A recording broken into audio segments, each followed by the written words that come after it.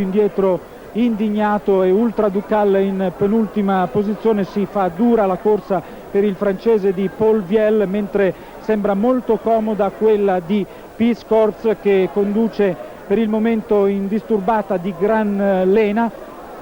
Intanto il chilometro è stato passato in 1:15, sempre Peace Corps al comando, vediamo con il numero 1 Lobster AS, mentre viene via anche Your Worst Nightmare.